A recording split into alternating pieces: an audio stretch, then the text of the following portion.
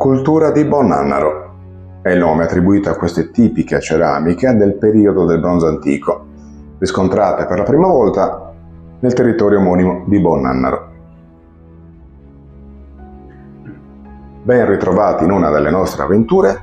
Questa volta verrete con noi nella subregione del Gerrei e precisamente nel territorio di Villa Salto, a vedetta di una fantastica valle che domina il fiume del Fiumendosa. Gli antichi sardi hanno pensato, nel culmine di questa cresta rocciosa, di realizzare ben due strutture, di cui una megalitica, arcaica, più antica, denominata corridoio, e un monotorre.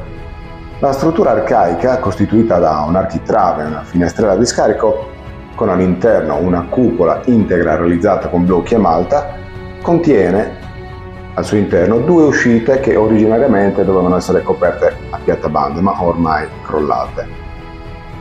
Posto in alto a 10 metri più su, in uno strapiombo roccioso con una visuale vertiginosa, è posto il monotorre, costituito con blocchi sbozzati, e il lato sud-ovest ormai crollato, di cui anche l'entrata principale ormai non è più visibile, ma archeologicamente c'è molto da scoprire. Bene, ora lasciamo perdere le parole e passiamo ai fatti.